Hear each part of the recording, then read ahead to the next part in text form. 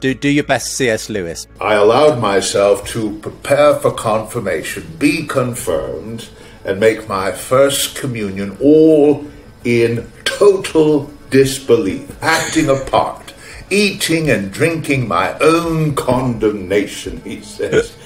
I knew I was acting a lie. I simply could not tell my father my real views. Hello and welcome along to today's edition of the show. Really exciting conversation for you today with Max McLean. We'll be finding out all about the new movie he's involved in, The Most Reluctant Convert. But if you enjoy today's video, do make sure to like and subscribe to the channel. And you can find more from Unbelievable by going to the links with today's show. You can get hold of our regular newsletter, regular podcast, and much more besides. Max, welcome along. So good to have you with me. Let me do a little introduction to you first of all. You are the founder and artistic director of the Fellowship of Performing Arts, I think based out in New York, but known all over the world for your productions, including, of course, many based on the writings and life of C.S. Lewis. And a new movie has just been released, The Most Reluctant Convert. We're going to be talking about that today, and I believe being shown across the USA in theatres and things like that. So welcome along to the show, Max. Thank you, Justin. I think this is the second time you've had me, I believe. I think it is. I think we last connected, I think, around the time that you were in London doing a performance of the Screwtape Letters, which I attended with my family, and we really enjoyed it. It was, I got a feeling it was something like Christmas 2017, maybe? 16, I think. 16 or 15, somewhere there. Yeah, it's been a while. Okay, that long ago. There you go. I mean, and that alone sort of shows the way that you've been involved for so long in doing plays, productions around the writings and life of C.S. Lewis.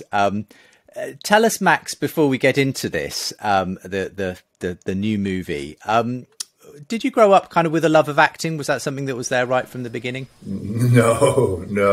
I'm an immigrant.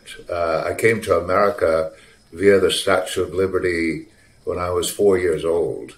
In fact, we came in at the West Side Passenger Terminal, which happens to be about a 10-minute walk from where I currently live in Midtown Manhattan.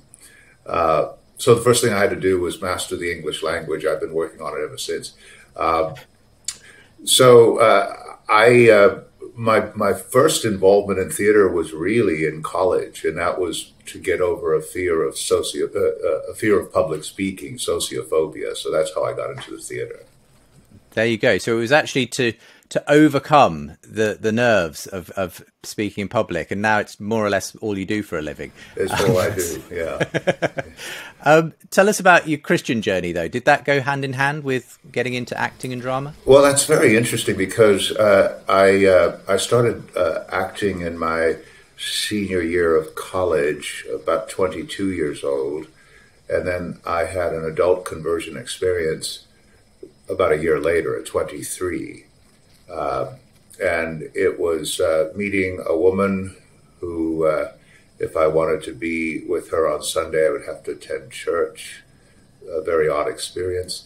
But what was not odd was, the worship experience was odd, except for some reason the Lord's Prayer that had a haunting effect because I knew it, and so that had an effect.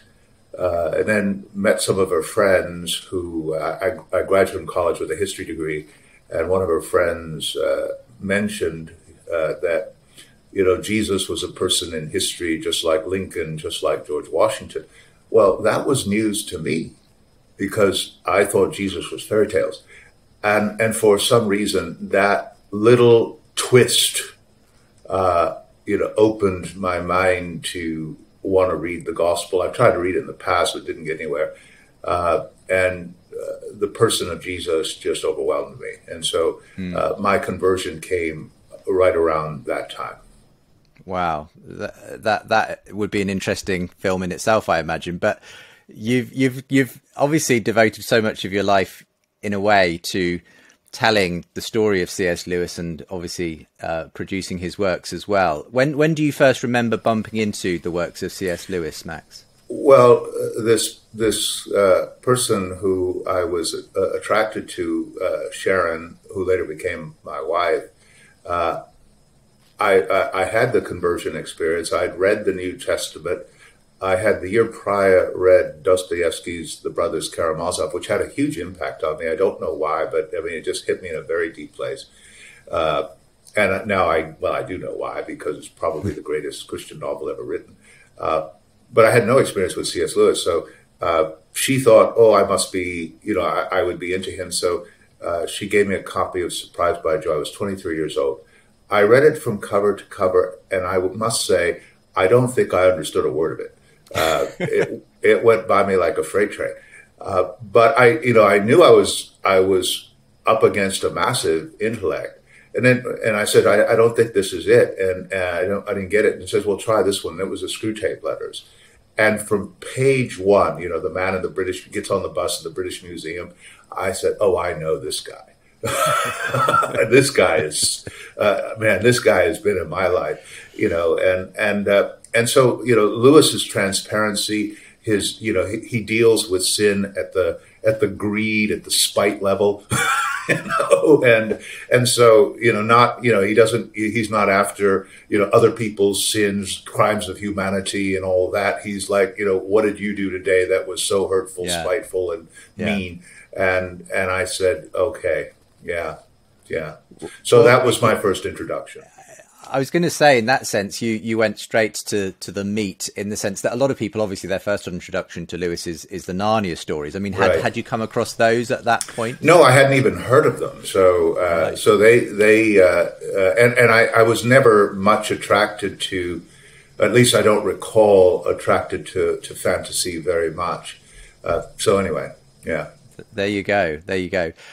So as your own faith developed, you obviously eventually founded the Fellowship of Performing Arts. What took you on that journey? Did you feel that there was a need to see the Christian faith given this kind of a way of expression, through the dramatic arts and so on?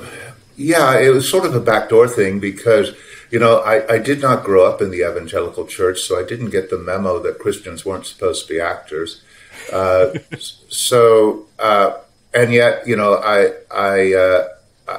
went to drama school in London, and I went to the National Theatre, the Royal Shakespeare Theatre, to the Old Vic, the Royal Court, on an absolutely regular basis, and my imagination was constantly being engaged, and I also, as a new Christian, I was really sensitive to Christian themes, in all of these works. And so the idea just popped into my head, why aren't Christians doing this? And they were. I mean, there was a group called Upstream that I think was doing really good work back then, in late 70s, but not in America, at least not that I was aware of. And so the idea of fellowship for performing arts emerged. Why not use the skills and techniques developed in the theater to present this worldview? And so that was the germ of the idea, and I was able to get people to support the idea, and that's where fellowship began. Yeah, and I think, frankly, one of the reasons it has been so successful and has gone around the world, Max, is because you do it well, and that's not true of all art produced under the Christian banner, because sometimes, sadly, it can just mimic the world and do a fairly substandard job of it, can't it? Whereas we used to have, it appears, Christian art simply was the art of its time, and so Michelangelo, anyone was, it was sublime.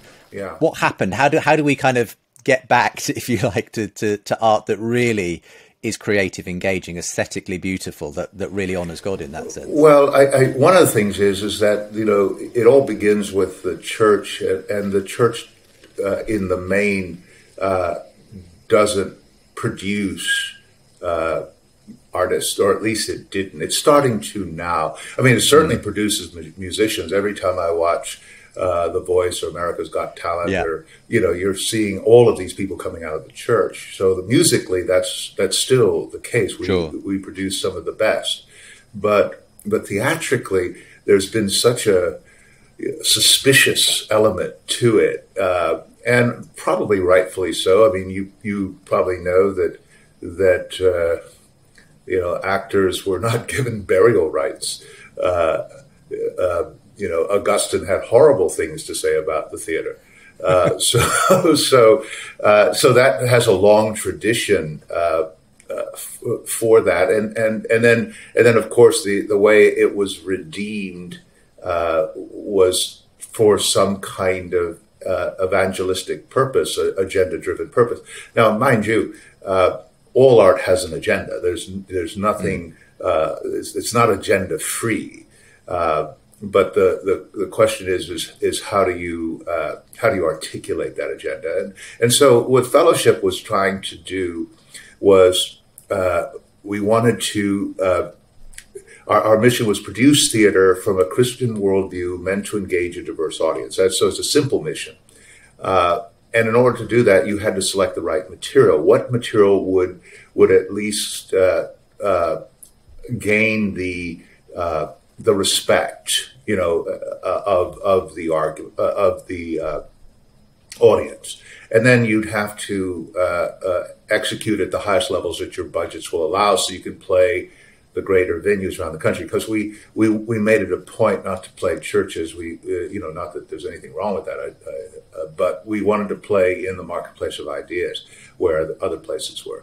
And so to get the production values up there was really, really important. And then of course we asked people to help us do it, and so that's why we're a fellowship for performing arts. It's a fellowship of people who believe art and theater from a Christian worldview can engage the imagination and influence culture.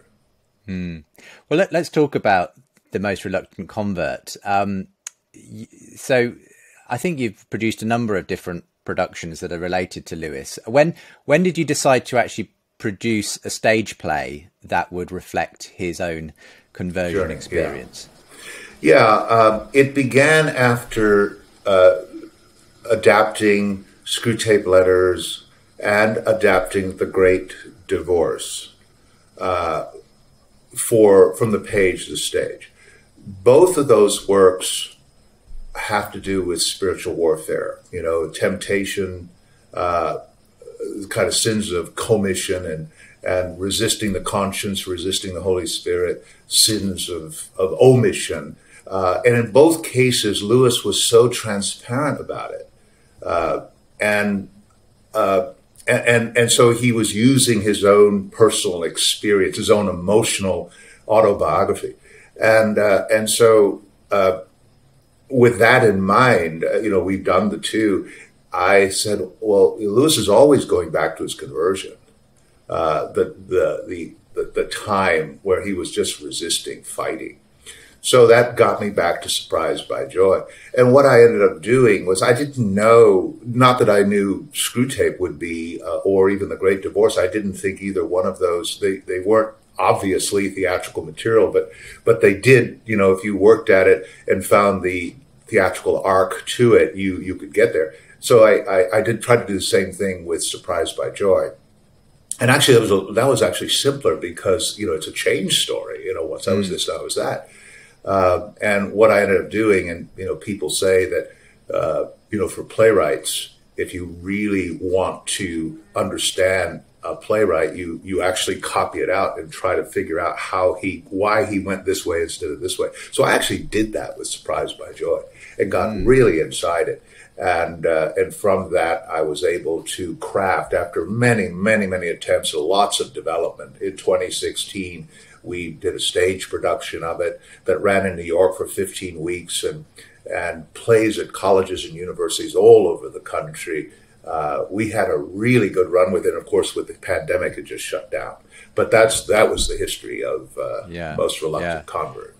How many people before the pandemic shut it down? How many people had it played to by that point? I would say roughly 100,000 people had seen it in one way. We had some 200 different performers, but more than that around the country. And then the pandemic just shut us down. We had 2 shows on tour Most Reluctant Con was doing around the colleges, and then we had a show in New York. We had a modern adaptation of Paradise Lost, and all of that went from going 100 miles an hour to zero, just like that. It was like you hit a wall. Yeah. Well, we know the devastating effect that the pandemic has had on the theatre and performing arts world, and you were no different in that sense. And many of those venues and companies only really just starting to claw their way back now. But I mean, you pivoted, quite quickly actually, because it was this film idea, converting the stage play into a film. Was that something you already had on the agenda, or was that something that was a kind of fruit of the lockdown experience? Well, Norman Stone, who directed the piece, and you probably should say a little word about him, but he's a terrific filmmaker, has 40 years experience with the BBC and many others, a couple of Emmy Awards, a couple of BAFTA Awards.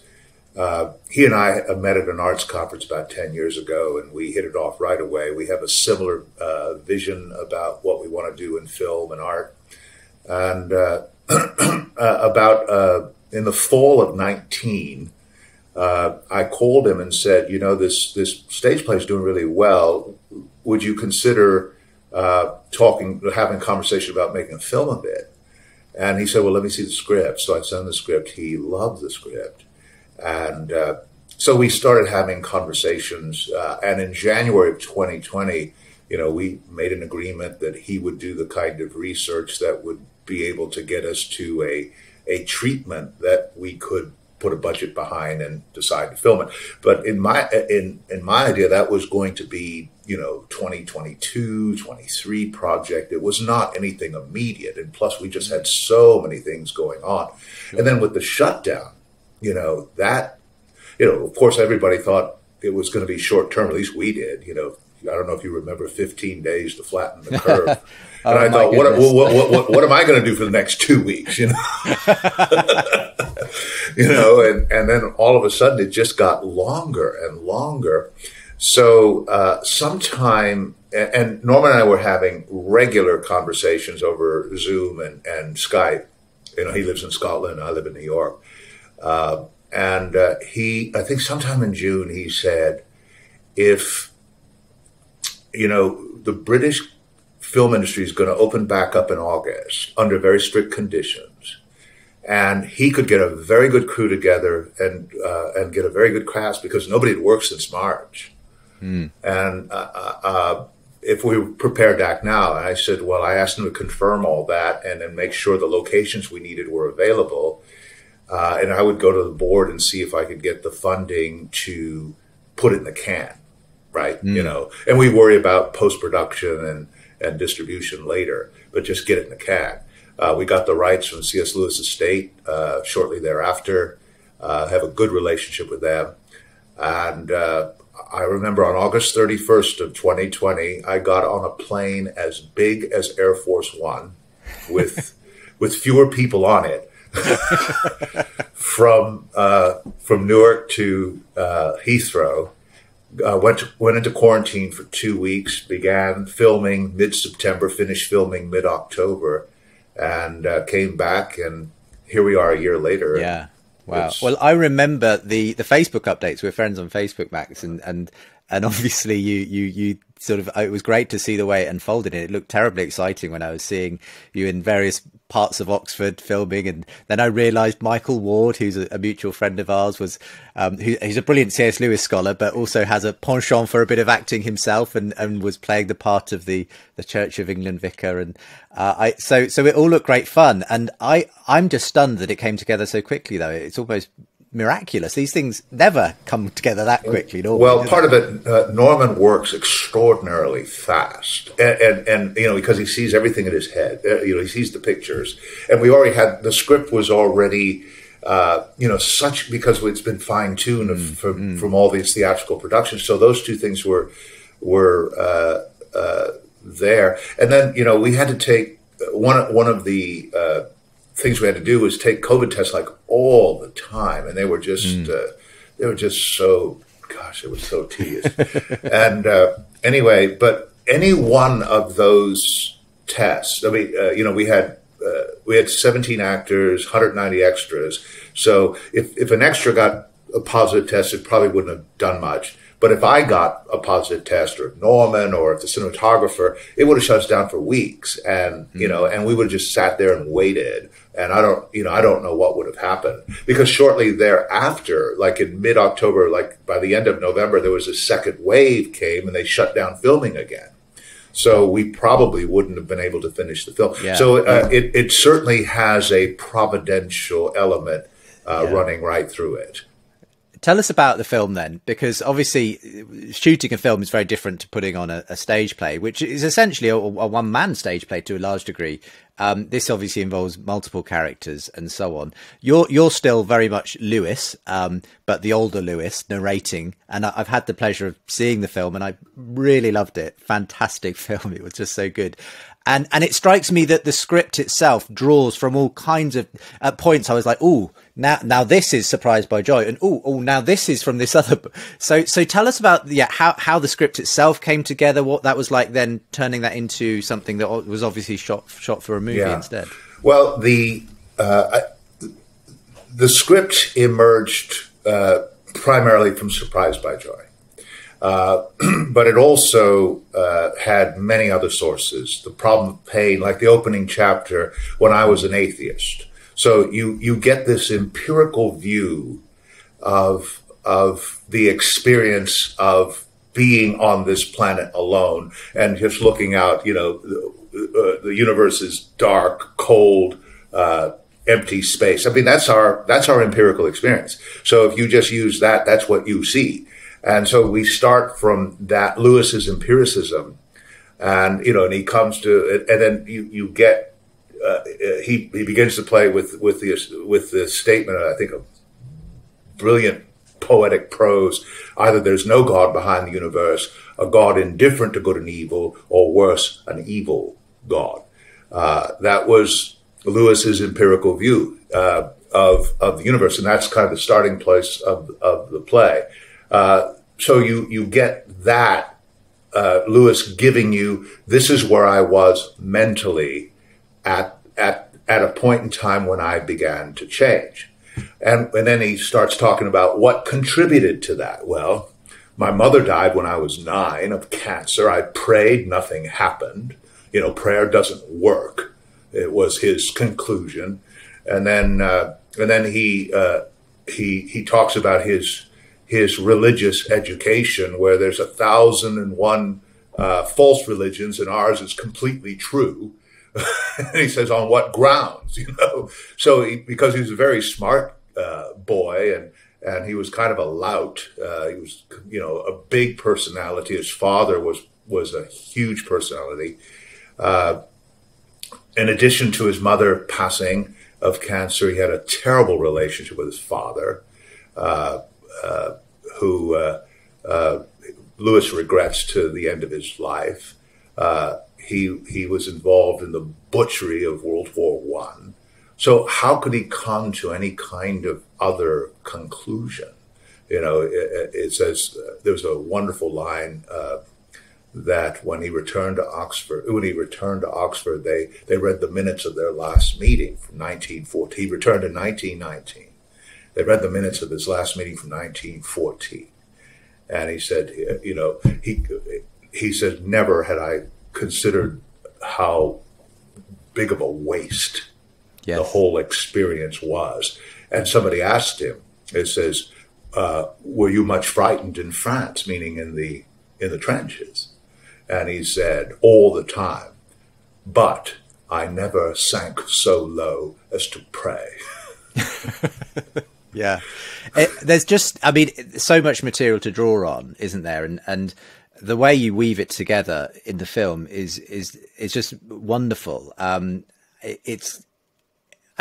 is it like for you when you step into those shoes, when you step into that personality, when you step into the costume? Just when you started quoting, you were immediately turning on the C.S. Lewis just now. Do you feel like you yourself convert from Max McLean into something like C.S. Lewis? Well,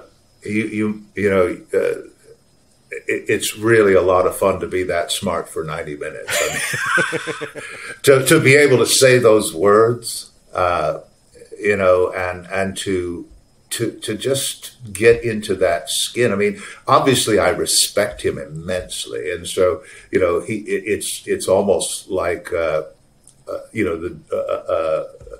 the desire to be greater than you are on so many levels. I mean, not the least of which, he took the idea of right and wrong so seriously. Because he came to the conclusion that if the universe is just biochemistry and physics, then why should I be concerned about any kind of moral imperative? And yet he found that he was, and so he wanted to track that, and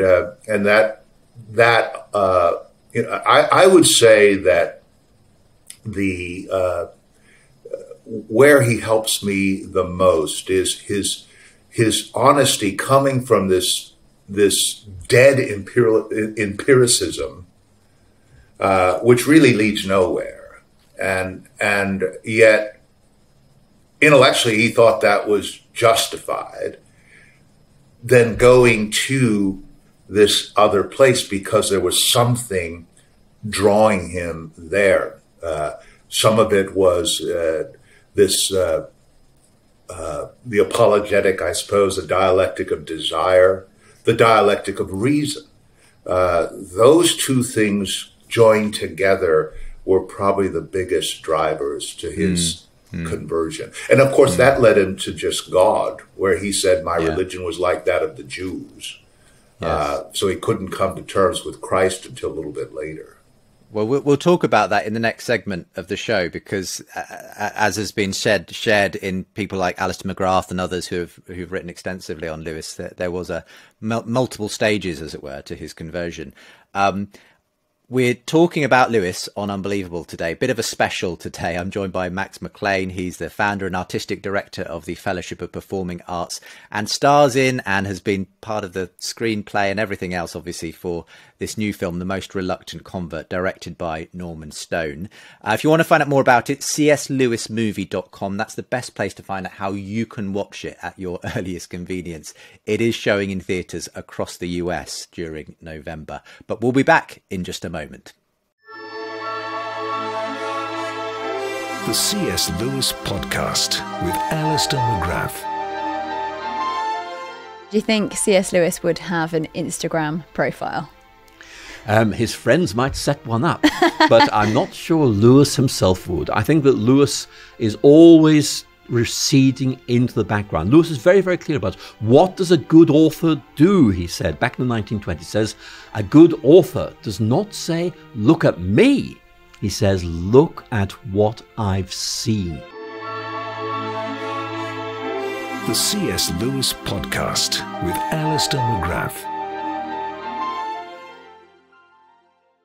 Welcome back to the second part of today's show. A bit of a special today, looking at C.S. Lewis, particularly in light of the release of the new film, The Most Reluctant Convert. I've been really excited ever since seeing this popping up in my feed since last year, as Max and his team were filming in Oxford, and then to see it now being released is wonderful. I've had a chance to see a preview. And if you want to find out more about it yourself, cslewismovie.com is the place to go.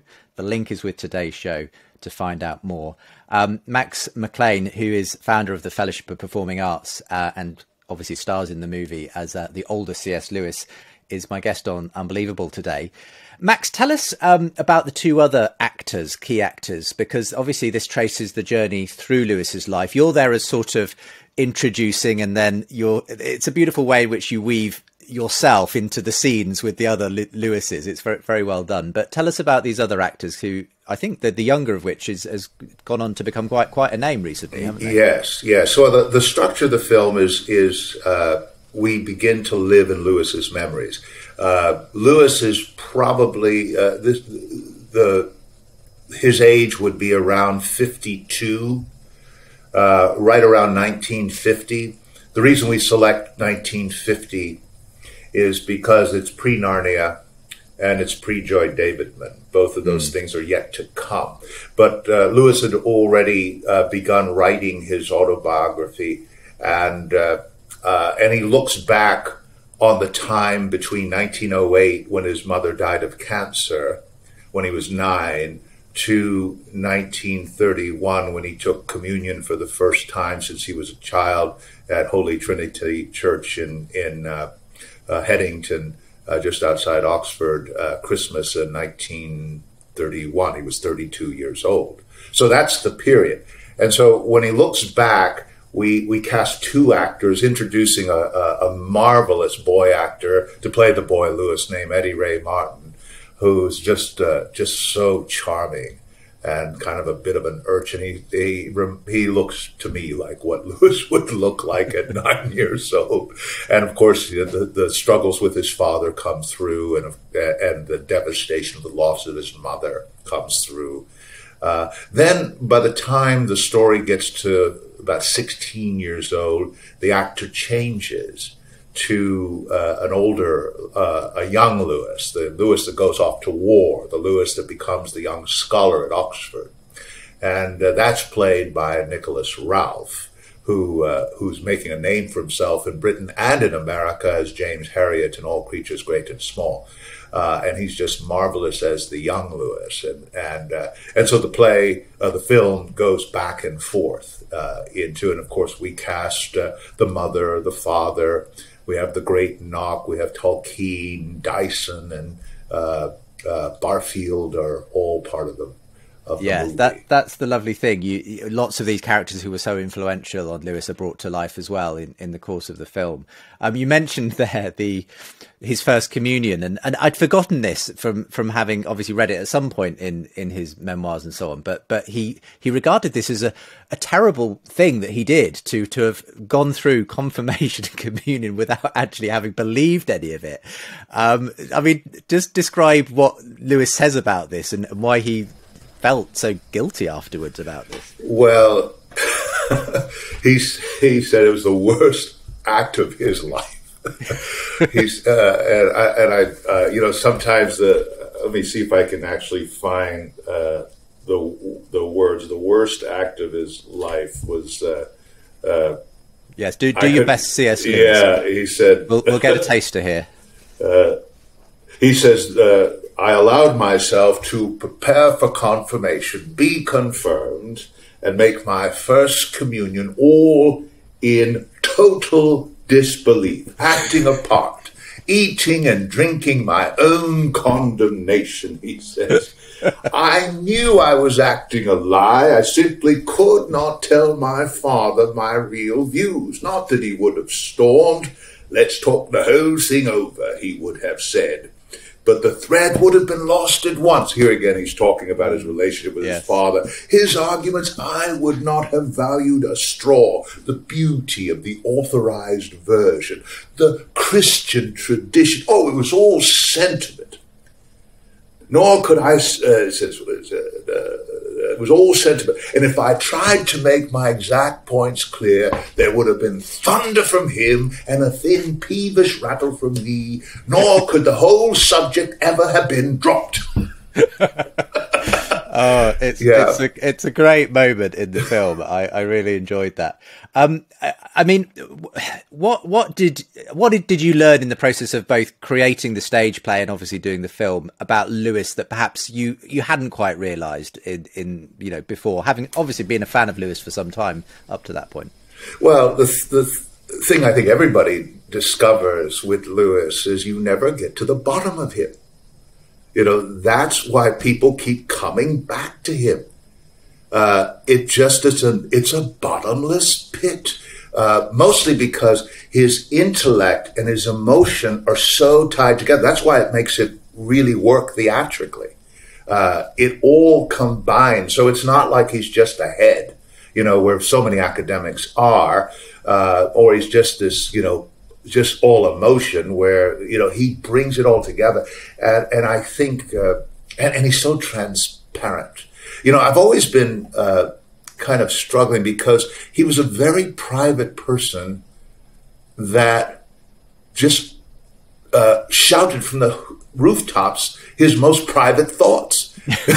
You know, it's a strange kind of contradiction in terms, isn't it? But I know exactly what you mean. He wasn't an extrovert exactly, but he was incredibly transparent when it came to his actual writing, and very honest, you know, about his shortcomings and everything else. I mean, let's talk about the conversion itself, because obviously that's at the center of this film. Mm-hmm. And what many people don't realize is that this was a multi-stage journey that Lewis went on. Do you want to just describe what those stages were and how you bring them out in the film? Yeah, it's a little tough, Lewis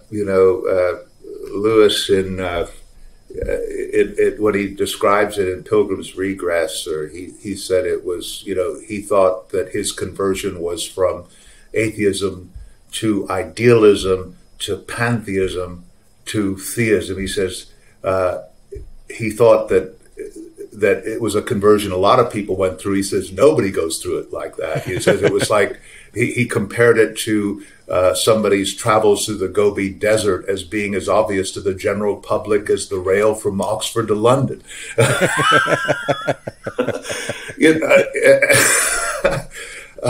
And so he starts with atheism and then idealism, and that sort of happens with Barfield. You know, it's like, are your moral and aesthetic is your moral and aesthetics valid, meaningful? He says they are. Is logic? Does logic and deduction lead to indisputable truth? He says it does. So Barfield says then, well, your materialism has to be abandoned because otherwise it's all. Your materialism says that you have to trust your mind, and you can't. It's all biochemistry and physics, and that just Lewis was shocked by that, because his reasoning was it's all natural selection, random mutation, allowing humans to have a reproductive advantage over other species. You kind of represent this in the film as this conversation that happens in Lewis's rooms between himself and Barfield, but what it was, you know, I recently reread Miracles by Lewis, and it was all, you know, chiming with that, obviously. So, but are you saying that really it was Barfield who first kind of put those ideas in his head, you know, that he was the originator of at least challenged him? I think they were already there, but they challenged him because, you know, he didn't want to have anything to do with the supernatural. He had something called the New Look, which was to just be, you know, just the straight and narrow.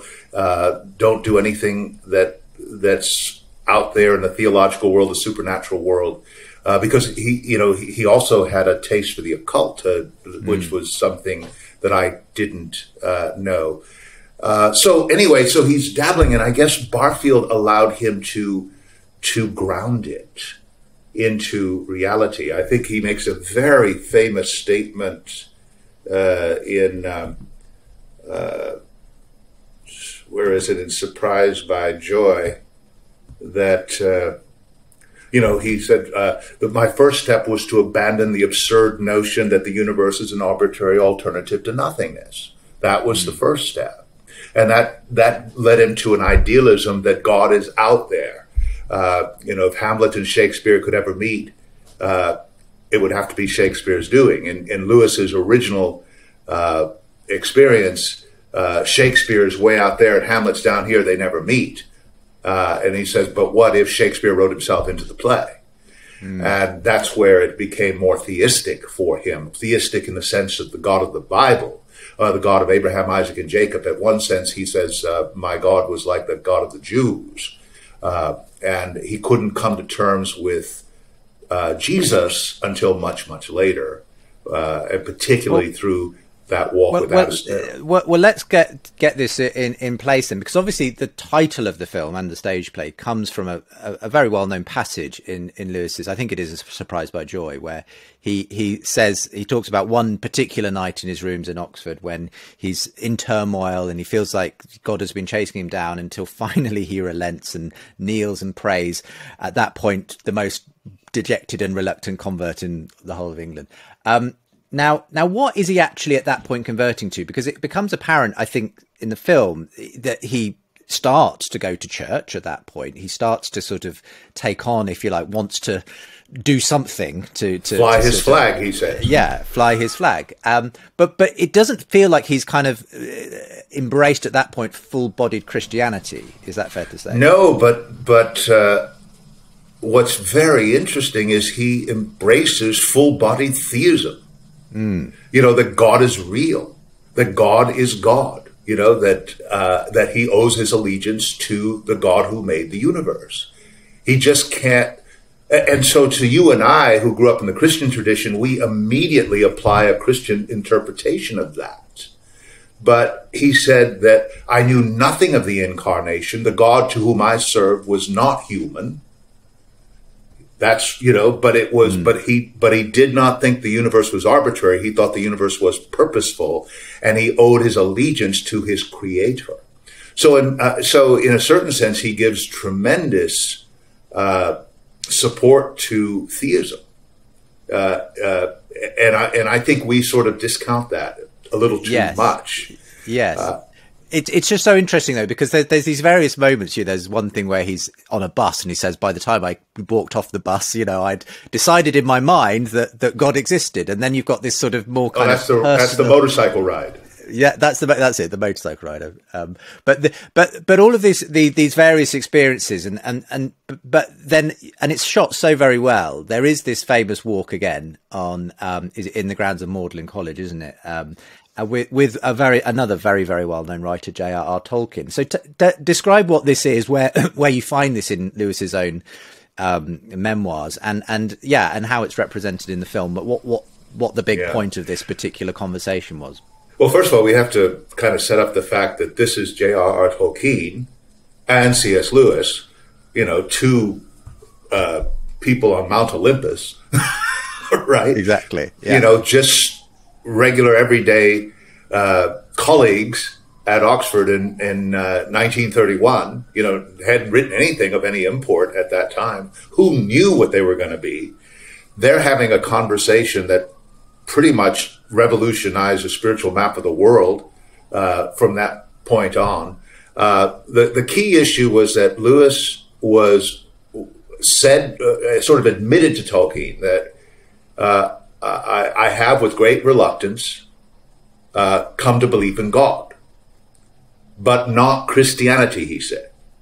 And that's a key point, because he couldn't understand how the life and death of someone else, whoever he was 2,000 years ago, could help him or anyone else here and now. He just didn't get it. Didn't understand the Christian revelation at all. And Tolkien takes a completely different path that really is quite extraordinary. He uses Lewis's, you know, they shared a common interest in mythology. And he says, and so Tolkien asks him, when you meet a god that sacrifices himself in a pagan story, and they're all over the place in pagan history, Balder, Dionysius, Osiris, all over the place, Tolkien reminds him, you like it very much and are mysteriously moved by it, provided you meet it anywhere except the Gospels. And then he makes the point out, the story of Christ is a myth, working on us in the same way as other myths, with one tremendous difference. It really happened. It's the myth in which all the other myths point. It's the true myth behind all the myths. And for some reason, you know, I mentioned earlier about when that person said, you know, Jesus was a person just like Lincoln, just like George Washington. That was a kind of moment for Lewis, because it made him read the Bible differently, read the Gospels differently. Because in the past he was probably reading it as a textbook, you know, looking for prescription, you know. But here he was reading the story of a hero, the archetypal hero, where he saw the, you know, as Jordan Peterson would say, the worst possible thing happen to the best possible person. And it changed him, because now he had to come to terms with Jesus. And in all this, you know, all of his apologetics about Jesus then come to light after that moment. It's a really interesting one, because obviously up to that point, it had been a very intellectual journey, arguably. At this point, it feels like his imagination steps into that worldview, and suddenly a penny drops, and it's as though, yes, this is what I was waiting for. This is why because we all know that Lewis, was a huge fan, got so much joy out of the mythologies and everything that he was, a scholar of. And I think it was this point that he realized it's real, that it's not just I'm enjoying fantasy. It's that the fantasy becomes real in Jesus. There's this sort of touch point with reality where I don't have to be an atheist materialist over here while simply enjoying this other world that somehow bears no relation to it. No, these two worlds have come together. And that's that. I think you do that so well in the book. I feel a bit like, Tolkien had his own movie out not so long ago, and that really underplayed, frankly, his Catholic faith. I feel like we need a Norman Stone version of the Tolkien story as well. Yeah, that could happen. Who knows? Who knows? Look, why does Lewis remain so phenomenally influential and indeed popular, especially in the USA? I mean, he's obviously still a great name here in the UK, but if it's often out of the US actually that I'm hearing the most. 50 years on from his death, people are still wanting to write, film, talk about Lewis. What's the enduring appeal there, Max? I've been thinking about this more recently. In many ways, listening to some of your programs, because I think Lewis is a bridge from the postmodern world that we're all steeped in, that we're educated in, which basically says here we have to live for the here and now, and there's very little concern about this other world. And Lewis is always talking about this other world. And he makes that other world so compelling. Part of it is, he didn't have a formal theological education, so he comes to theology from a literary perspective. He read everything from the Greeks to the moderns. He had a steel-trap mind that could recall everything he said. He had this extraordinary ability to translate that into magnificent prose and speech. I think arguably he's one of the greatest writers who ever lived. Certainly in terms of the kind of writing, kind of reading that I've done. And I've read all of Shakespeare. I've read a lot of Dostoevsky. I've read less and less of moderns because they just don't do anything for me anymore. But I just find that he allows me to go places supernaturally, imaginatively, theologically that I don't get to any other way. Yeah, and I think that's. I as you know, I work in the world of apologetics, and we try and find creative ways of bringing it across. But Lewis was had that supreme ability to use the imagination and creativity through the written word to do that, whether it was Screwtape or Narnia or the Space Trilogy or whatever it was. He seemed to understand what actually was the winning combination, if you will, of bringing the intellect and the imagination together. I think that's what you've done with this film as well, if I dare to say that. I think it's a wonderful way in which you're in that tradition. But sadly, apologetics as a whole tends to remain very one-sided. It's almost entirely an intellectual pursuit, and too often it's divorced from the arts, from the imagination. I mean, do you feel like that's going to change? Do you feel like we're heading in the right direction? Because I feel like we need another C.S. Lewis, or we all need to become a little bit more like C.S. Lewis. Well, I do think that's true, but there was a quote. I think it was Austin Farrar, and I'm going to paraphrase it from memory, but he essentially says, see if I can find it, that